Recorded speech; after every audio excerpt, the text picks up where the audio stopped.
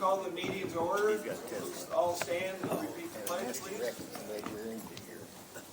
I pledge allegiance to the flag of the United States of America and to the republic for which it stands, one nation, under God, indivisible, with liberty and justice for all.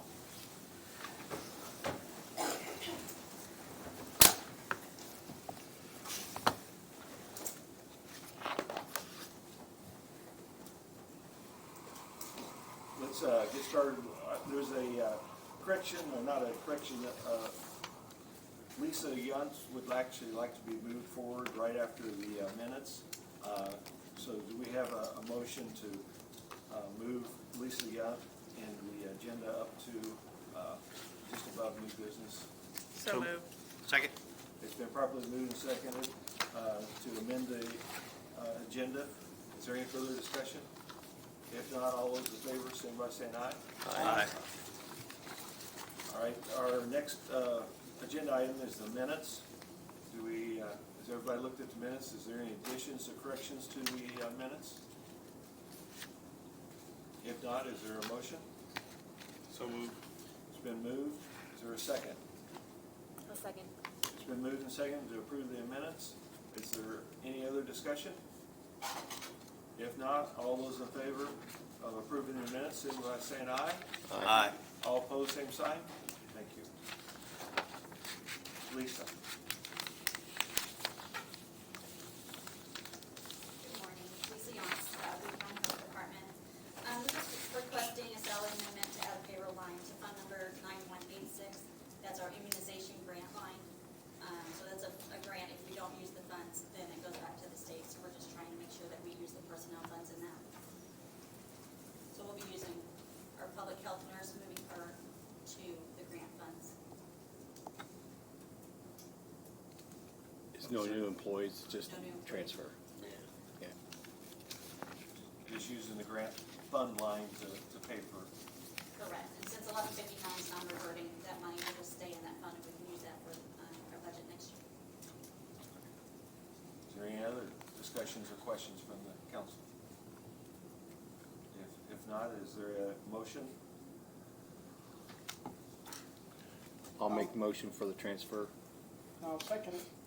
It's been properly moved and seconded for the motion to do the transfer for the health department. Just amending the salary ordinance. Thank you. And so it'd just be amending the salary ordinance. Okay. Is there any further discussion? If not, all those in favor, signify by saying aye. Aye. Aye. All opposed, same sign. Thanks, Lisa. Thank you. Judge Shine? Morning. Lori Shine, Boone Circuit Court. I'm here with Lori Thompson. She's our, what's your actual position? Director of Youth and Family Services. Which includes the JDAI program. We are here requesting that the council approve a position for a juvenile diversion case manager. This is a fully grant-funded position. However, it's a reimbursement grant, so the county would have to front load the amount, and it would be reimbursed from the state of Indiana. So we would need authorization to do that from the council, and then we need a new fund line for that, and then we need an amendment to the salary ordinance. If you have questions, I know we've already spoken with a couple council members about this, but we're here to answer any questions that you may have about this request. How long is the grant for? It's a 2-year grant. Okay. It's guaranteed for 2 years. In the position description, we do not have somebody yet for this position. We would be advertising for somebody to apply. And in the description of the position, it does note that this position cannot be guaranteed beyond 2 years. Perfect. And how soon do you plan on filling it? What's your timeline?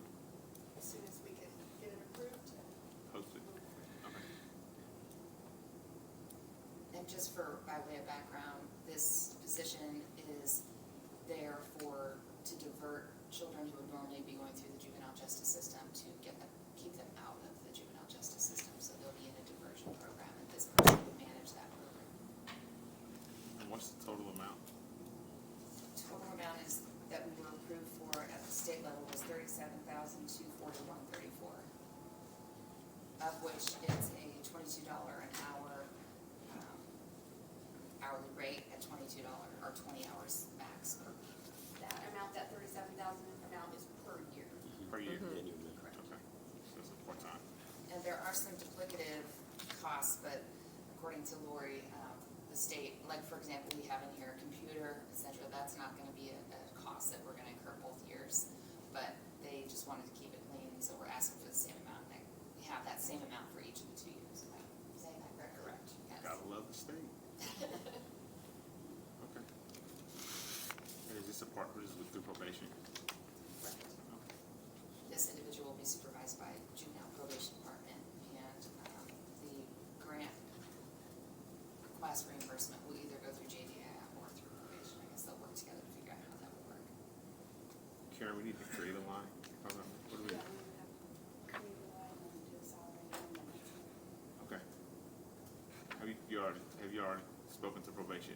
They know what's coming? yes, yes. Okay. You don't know what lines, how to do it. Next one. What is the salary amendment? Today, Okay. That's why I said we're gonna take action next month, right? Or do you need us to do something before you can, okay. Yeah, I think we wouldn't take action until next month. This is more of a notification. That's I fine. think, yeah. So long as I don't have to come back. No, we'll take care of it next month. I think it's more of a No offense, I notification. gotta go. Yeah. Nope, this is good. No. All right. All right. So you'll table it until next month? We won't table, we'll take action next month. We'll have to create the line and then Got we'll it. take action. It'll be available to And then we'll do it okay. next month. All You right. should be good. You shouldn't have to come back next month. Okay, thank you. Thank you. Have All a right. great Thank you. Thanks.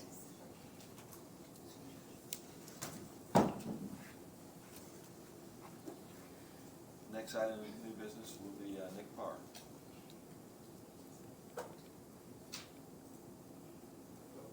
Shutting down. Told you something would go. Always does, doesn't it? Ceding into your 3 minutes. How many did you get? We were joking with him when he got. Oh, he's done. Cut it short. Yeah, that was a short one. Yeah. Jennifer was just teasing earlier. Zoom is out. Please. I mean, it's, I unplugged it, it's all right. Just took it away, there we go. I'm trying to get it back on my screen so I can get it working right. So now it should be coming back. I took off the plug. We're good to go. Okay. Make sure the Zoom is still. Yeah, she just got turned on podium, so I don't know if it, can they see?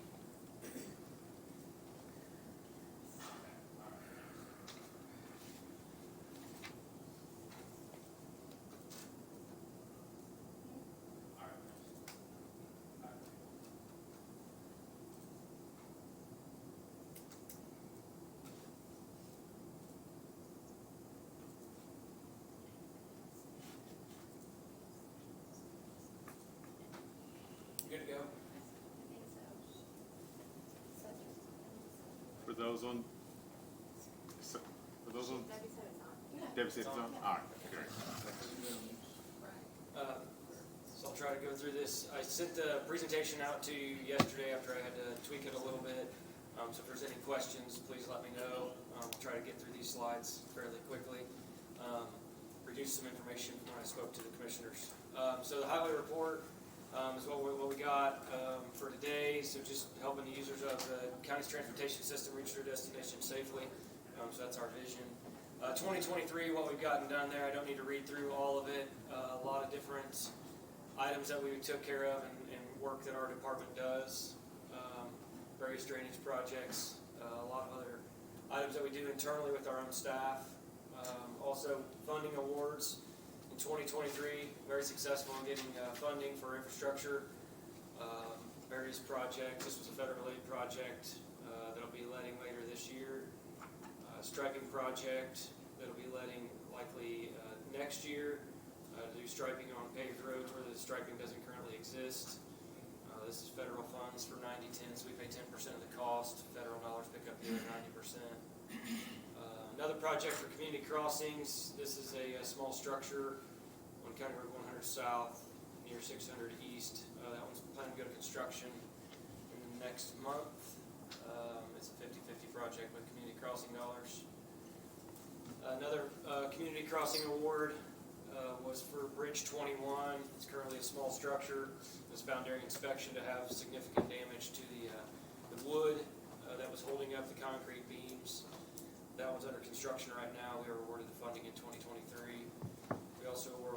microsurfacing. Road preservation treatment, another item that's eligible for community crossing dollars. So all the 50/50 projects are just for construction dollars only. This is another award. We received 3 community crossing awards in 2023. Road projects that we did with contractors. So we created our own contract documents and let these projects, various road preservation treatments that we have completed. We do annually, and we continue to add more of these to extend the life of our pavements. So structure projects, I know I can make a list of them. It's easier to see them on a map in relationship to where they are with each other. These were all completed in 2023.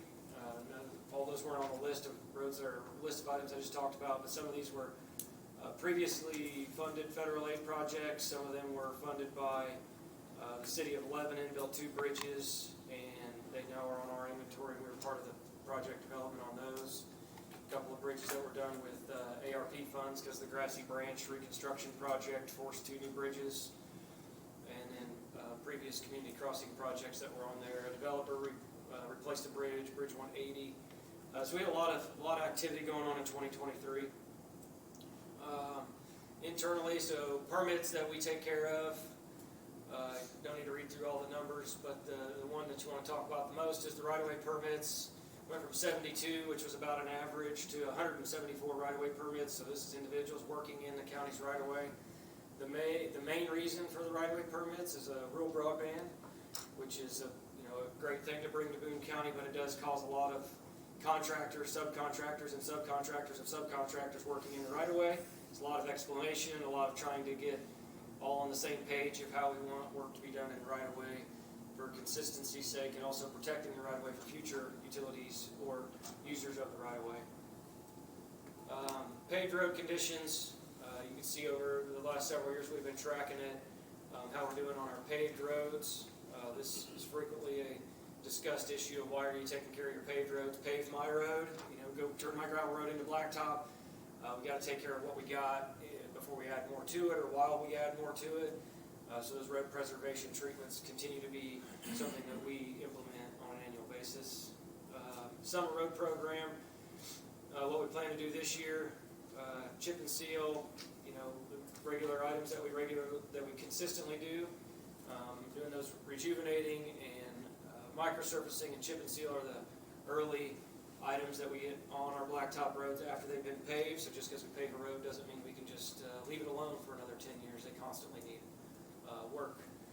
This is a graph that's regularly discussed and shown during talking about pavement preservation and the cost of it. So if you go to start at the left and how it's in good shape, it's brand new paved road, and let's not do anything for 10 or 12 years. The cost to do the work on it at that point is substantial and costs a lot of money for a short area to get taken care of. So what we've implemented over the last several years is doing the mix of fixes early on, a lot less expensive treatments, but more frequent treatments to keep them from getting into bad shape, because when you're down below that thin gray line, that's where you have potholes, have poor condition roadways. Those are the non-popular roads that now you need to pave them, and it costs a lot more money to do it. So that's where our rejuvenators, crack fill, chip and seal, microsurface, that's where those treatments come in to prevent us from getting those roads down in poor condition. 2024 planned projects, don't need to read through all of this, but there's ongoing work throughout Boone County. Much of this has already been bid, and some of which is already under construction, but it is ongoing, and we have a lot of work still needs to be done. 2024 also in planned project world, there's a countywide sign replacement project. Much of it you won't even notice many of the signs that you've driven by for years in the condition that they are, and how you can't see them when it's dark and they're non-reflective. We were awarded federal funding a year and a half ago for sign replacement project. It's going to be about 4,300 signs. That goes to letting in July. It's a 90-10 project. We use the local road safety plan to be able to submit for this project and get the federal dollars to cover 90%, and local dollars to cover 10%. So they'll be going into late 24, early 25. There's going to be a significant number of signs get replaced throughout Boone County. Structure projects are planned in 2024.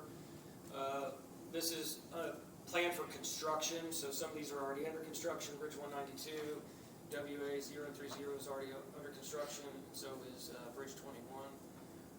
17 and 19 are two bridges that we plan for community crossings that can be built later this year.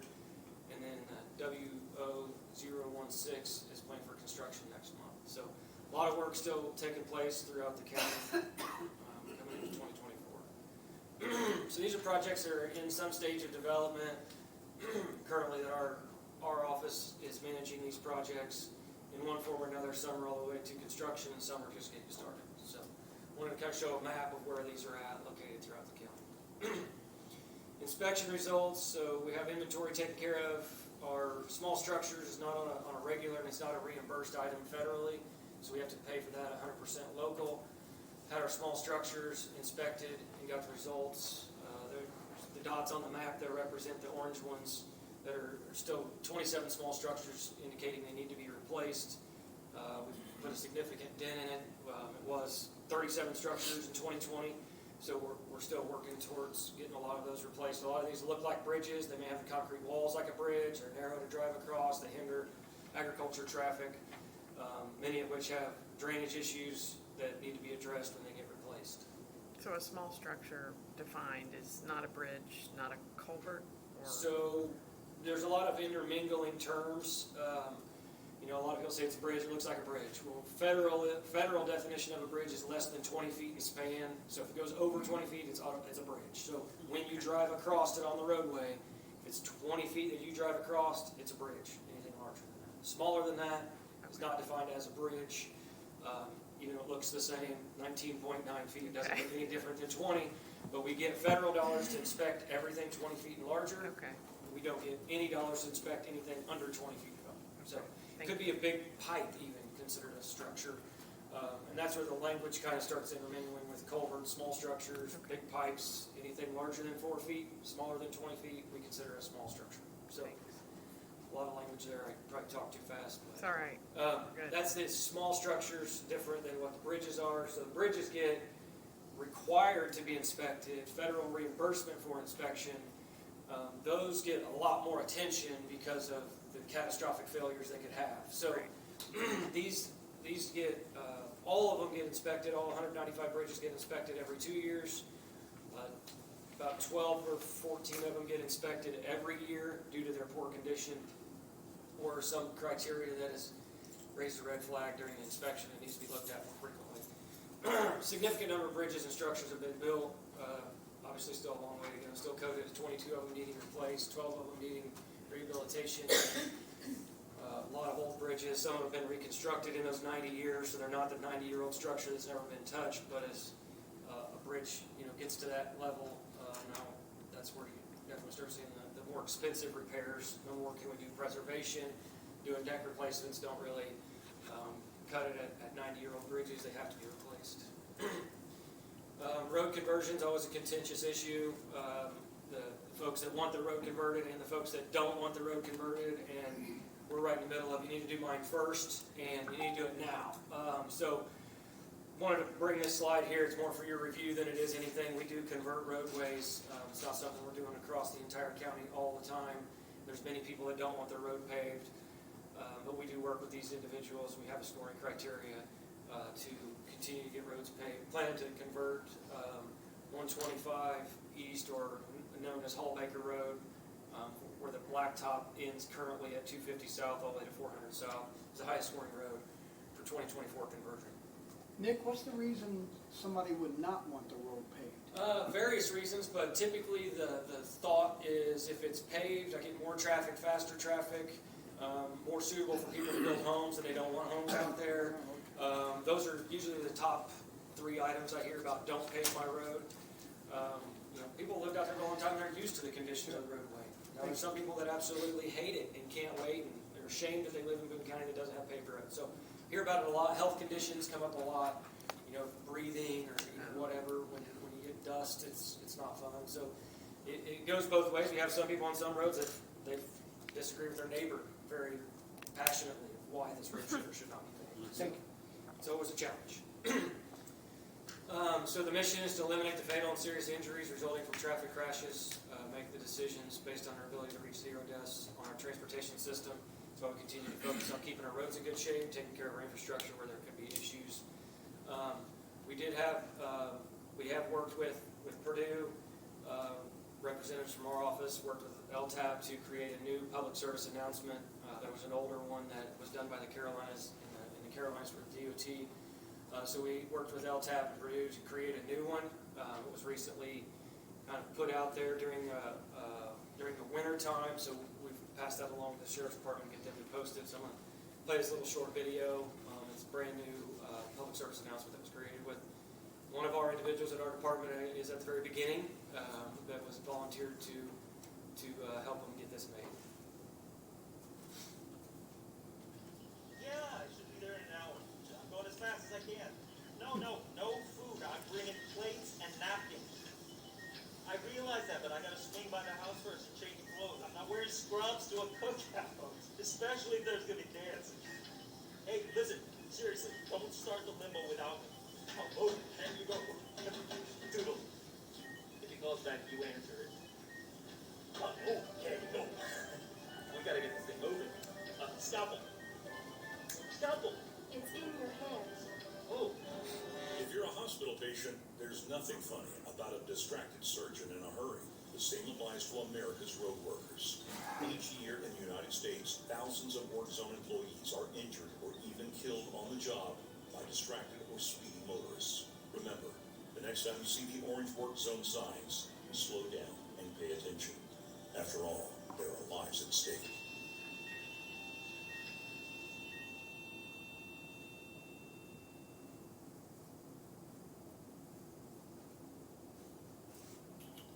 So that was the final thing I have in the presentation. If there's any questions, feel free to let me know. As always, you can always send me an email, give me a phone call as well too. Thank you, Nick. Appreciate it. Thank you. Good information. Yeah.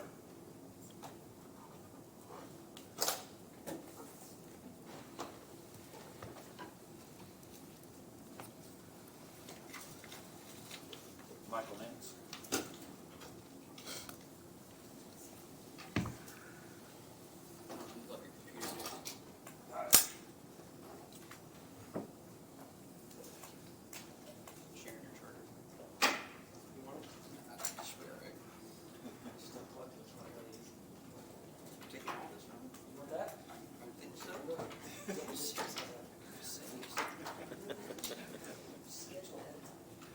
I thought I was taking care of it. I just told them my computer.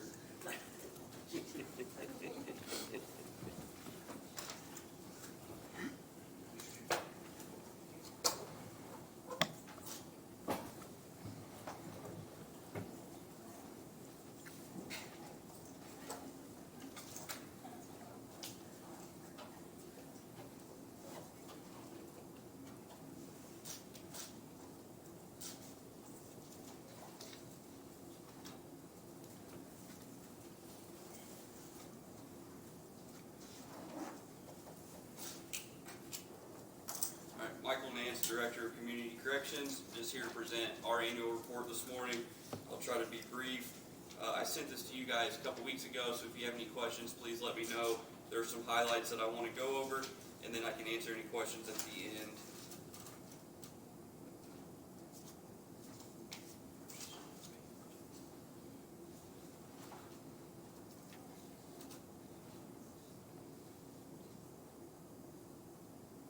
I wanted to start by pointing out that each year the Department of Corrections requires us to submit annual goals to them.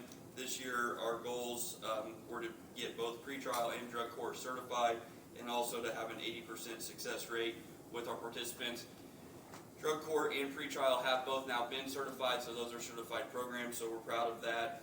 It's a little bit irritating because when pretrial first started and was implemented and mandated at the state level, you did not have to have a certified pretrial program, but the carrot was, if you have a certified pretrial, then we're going to provide you more money for your pretrial program.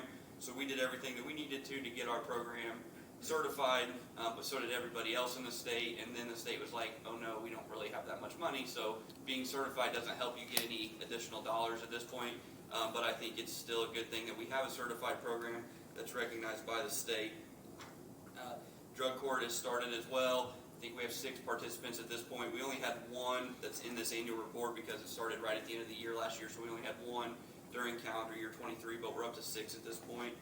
As far as our success rate goes, we were trying to reach 80%, and across the board we had an 86% success rate. That was 89% pre-trial, and then you can see the breakdown of the other ones from there.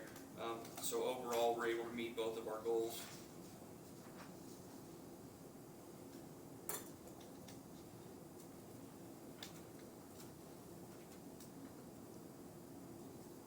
Here's a quick breakdown of our number of participants served last year. You can see the increase from year to year. Total participants is up last year 1,390. You can see that's up from 1,006 2 years ago. Most of that can be attributed to pre-trial and the large jump in the pre-trial supervision program. Specifically, supervised 998 clients in the pre-trial program.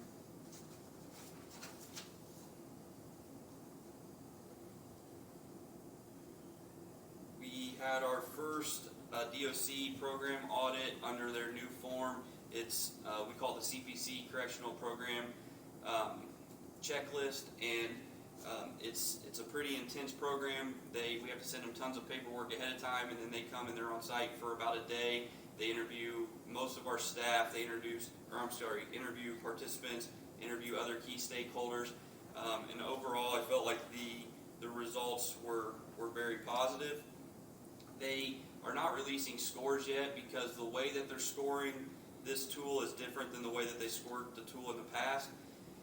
So you used to be able to, on a community corrections audit, you could get 100%, and it was really just a list of check boxes, like, do you have your mission statement posted? Yes, okay, you get 1 out of 1 point for that, and it was just things like that. What they found was that it really wasn't very evidence-based and wasn't helping programs get better, so what they did was come up with what they call this utopia program, that if a county had unlimited resources and every single program available and all the staff that you could ever need, and everyone had all the training they could ever want, what would that program look like? And then that's what each individual program is compared to. So what they're telling us as directors is scores like in the 50, 60 percentile are really good. It means you're doing a lot of things, and we understand you don't have access to other resources. But directors around the state who have been in their positions for a long time, who have to go to their advisory board and say, yeah, we used to score 100, and now we're scoring 60, did not like that because it made them feel like we're not doing our job. I really appreciate our local advisory boards. I think they understand this concept and understand where we're going with this. And like I said, we don't even have an actual score attached to ours. If you really want to know how much one certain county to our east hated this, they paid $30,000 to have a second audit done because they didn't like the results of the first one. So, but anyway, we were noted with the additional strengths here. They said that our clients reported that they were treated fairly, consistently, that we were consistently doing evidence-based practices. We had consistent sanctions and incentives for all of our clients. We do a good job of training monthly. We have monthly staff meetings that all of our staff must attend. We have a validated risk assessment. Do a good job collecting and analyzing data. We have good collaboration with stakeholders, other partners in the community, and then we have a supportive advisory board. And they noted that our relationship with our advisory board was stronger than what they saw in other places. What they noted for areas of improvement, number one was that staff are recommended to use a secondary assessment. That's a change that we've already made, so we've already addressed that issue. These next two are somewhat difficult to actually accomplish. The first one, they don't like that our caseloads are assigned randomly. So when you come into our office, basically whoever the next person up that needs a case, that's who it gets assigned to. They want us to assign a case based on specific need. We don't know anything about the person yet, so it's really hard to figure out who would fit best. The way that we're trying to overcome this barrier is if we have a case manager who does an assessment, meets with somebody, and after a month or two it's determined, hey, we know our staff that might be better fit for this other person, then we might switch them at that time. But to do that at the front end would be like going to the doctor's office and saying, I'm here because I don't feel good, but I don't want to tell you why, but I need you to pick the right doctor for me. So when they come in, you don't have some predefined criteria that kind of tells, what they're there for? I mean, we haven't done their full assessment yet. We know their criminal history, but we do an assessment with the client at that time, and the person doing that is the case manager who we've assigned it. So there's no way to front load that and say alcohol-related issues? No, because they're talking more about personality. Like, will I get along better with my case manager? Okay. Yeah, like we have a That still may not matter though. Sex offense is a good one. Like, we have a specific case manager who takes all sex offenders. Like, but again, that has nothing to do with the client's personality or if they're going to get along well. So they want you to do something based on personality fit? Correct. Oh. Is there? Yeah, no, it has nothing to do with what the criminal reason they're there for. It's they want us to put two people together that are going to get along well. I get it, which Yeah. I think, thank you for explaining that. That's a little asinine. Is there a way to use, if they're on pretrial or their PSI? I mean, I know not everyone has PSIs, but you could have. We do all of that, or we have access to all of that. But again, what their point is like, are you and I going to get along when I'm your case manager? Yeah. And just from reading your PSI, there's not. Well, and I guess I didn't mean like from reading the PSI, but whoever is conducting the PSI, if that person could There's say. a small disconnect there because the PSI is done by a probation officer, which we're not. Okay. Yeah. And then the third one, they want us to do quality assurance on local partners, which means they want us to like go into Aspire and Inwell and sit in on meetings and then decide if they're doing their job well, which I feel completely I'm not qualified for. Nobody on my staff is qualified for. If I'm being transparent, it feels like they had to have something to put under the needs improvement area, and this is what they came up with.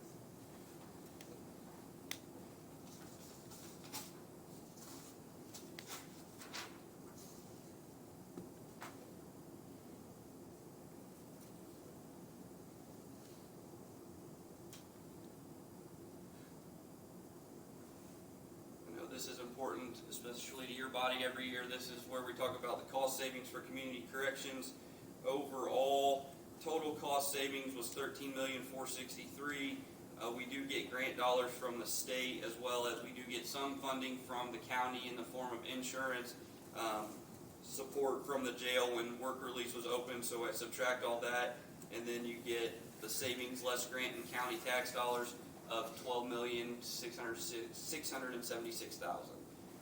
Project income, we received $655,000. We did spend more than we brought in last year, but that was an intentional move on our part. We are still very healthy in our project income balance, and I anticipate 2024 we'll go back to spending less than we bring in on the project income side. As of December 31st, that should actually say 23. That's a typo. It's not 22. It should be 23. It's 531,306.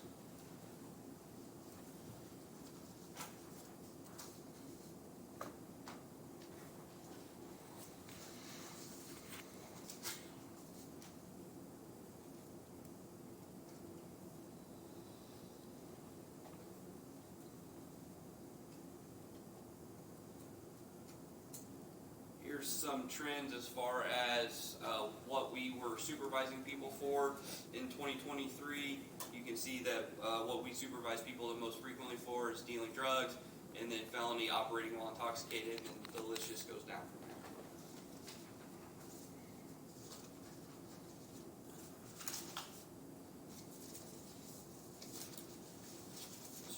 Make sure, I want to talk about drug screen reports or results real quick, and I'm going to skip that.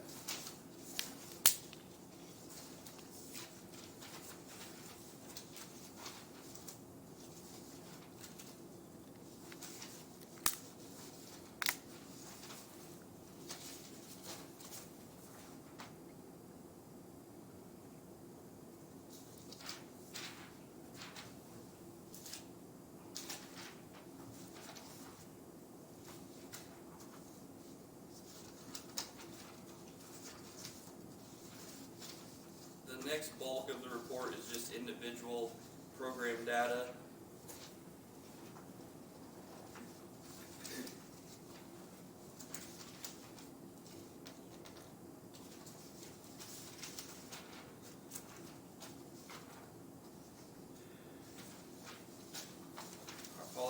short delay. I really want to share this drug screening information before we move on.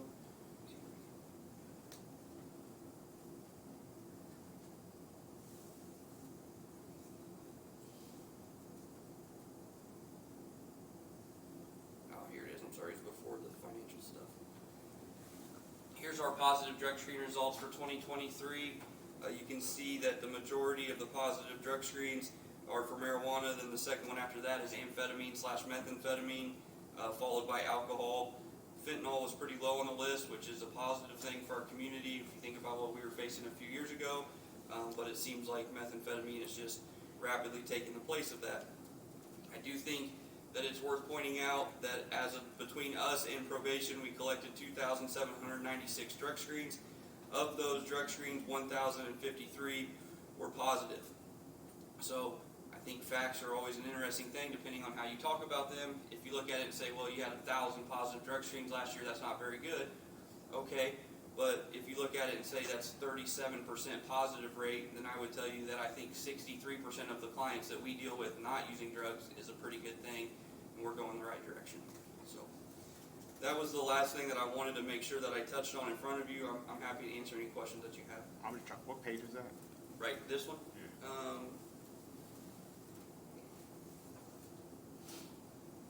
13. Okay, thank you. Yep. Mike, if I tested positive for marijuana and meth, do they get listed individually? Yep. What they do? Okay.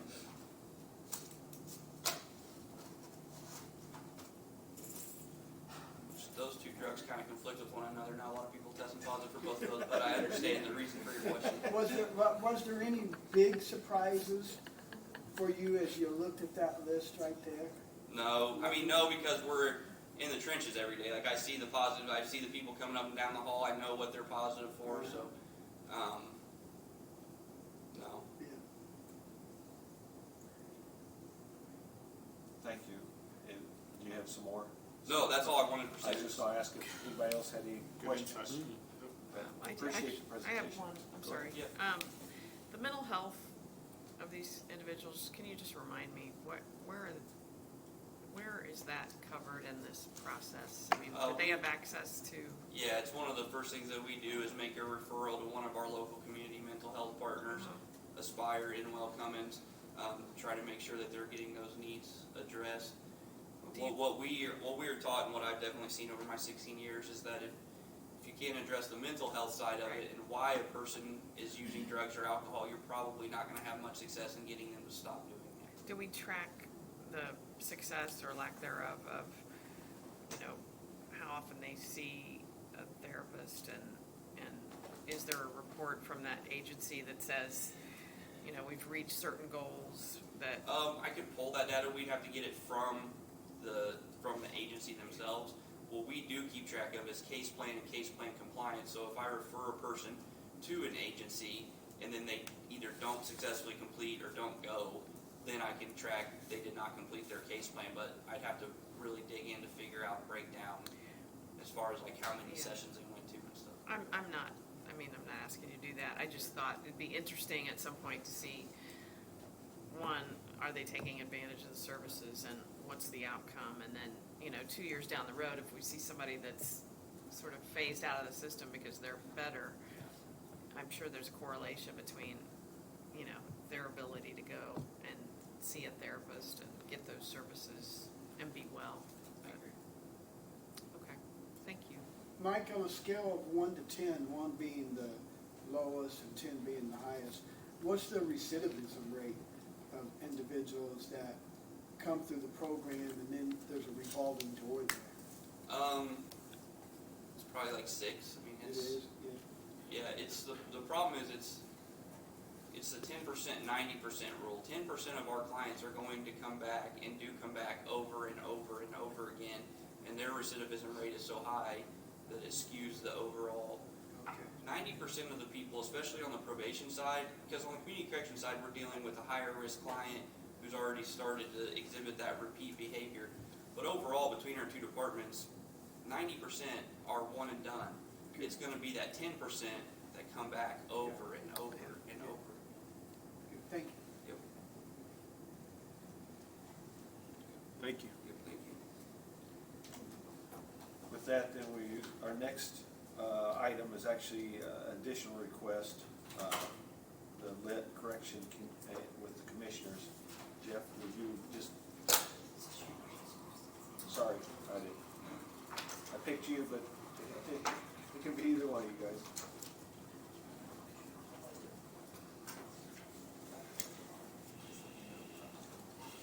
If I could just make a quick comment before we start, I think it's,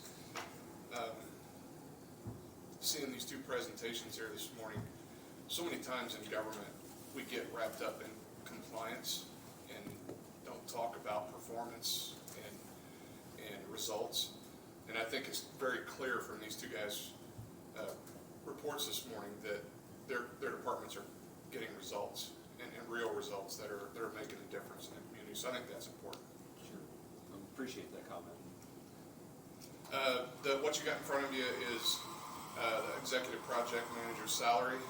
Just need to move, Debbie had contacted us a couple of weeks ago, said we need to move the money from the lit, it's within the lit fund, into the line to pay the executive manager, or the executive project manager's salary. Just like what was done last year. That's the way it was done last year. Yep. Yeah, me and Sherry and Dan wasn't here. Yeah, going forward, I assume we're getting a Form 1 for next year for the lit. Yeah. So going forward, this will be a budget in front of you in the budget hearings. Okay. Okay. Makes sense. Because we'll be opening the doors next year. Is there money there now? Is there money in there now? In that line, How are we paying for this now? 10% of it comes out of the commissioner's budget, 90% comes from the lit. So the first couple of months, it gets covered out of the commissioner's budget, and then the remainder of the year gets covered out of the lit.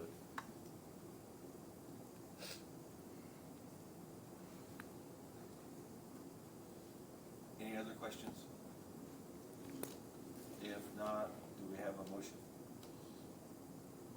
I would make the motion to move the monies out of lit to fund project manager. I'll second it. It's been moved and seconded to approve the commissioner's request to move this $90,800. Is there any other discussion? If not, all those in favor, say by saying aye. Aye. All opposed, same sign. Thank you, Jay.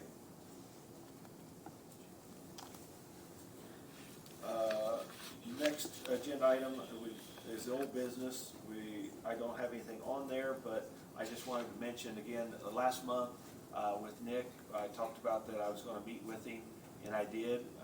The first time we met, we really felt kind of good that we had a way to go, and that ended up not panning out. So we're in discussions trying to think of other solutions. So Sherry and Jennifer and myself, along with Jeff and Megan from HR, did meet and discuss some things too. So I think, I had another idea, and I think we need to meet early on and see if we can get together in an agreement, and then bring something back to the council. And I threw an idea out there. We'll see if it works for you guys too. So I think we can get it solved. So I know you got road school coming up this week, but I think we need to meet early next week and see if we can come together on an idea. Yeah, next week would work good to me. We just got, like we've talked about, we've got to move on something. Yes. Current status at the highway department is a little shorthanded in significant, important roles. And anything we can do, I'm open to ideas, like you mentioned, of how we can address this without, making significant impacts to budget and all that. But not doing anything, I don't think is really an option, and the options that we have aren't any good. So having to do something, whether it's plug your nose and have to do what we got to do, but there's some kind of action we need at the highway department for important roles. Currently, got a couple off on some protected leave and open positions, and trying to find a way to address address all that with a ever-changing employment environment, but also the environment of how we're growing really fast and a lot of things moving. Would we have time to advertise, if we need to have a special meeting? That's the reason why I said if we, Okay. early on, if we, If we need to or have if we feel like we need to do something like Okay. that, we can also talk about that. But that's the reason why I want to meet early instead of later in the month, because we need to make sure we get whatever we need advertised to properly. So, In order to facilitate that meeting, it'd be all right if I have Megan work or Megan's staff work to help set that up. I'm a little strapped for time trying to get even emails and stuff sent out and followed up on with this. I'll get with you and we'll figure out ways to get it all together. Thanks, appreciate it. Mr. President, with respect to I received this yesterday, the Hussey Mayfield grand opening library, which was going to be March 16th, if I remember correctly. They had to postpone it due to, quote, multitude of reasons beyond the library's control until later next month. No date has been set. I just wanted to let the public know that that has been postponed from March 16th until sometime later in April. Thank you. Appreciate it. Yep. Any other public comment? If not, got another motion? Move to adjourn? Second. Been properly moved and seconded to adjourn. All those in favor? Aye. I'm just kind of getting into it. We got it out right. The fun just started, right? Yeah. I thought Jennifer had it. I know, it was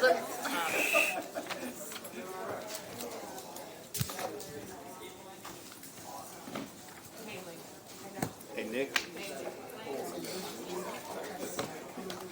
No plucking, you can't get your road.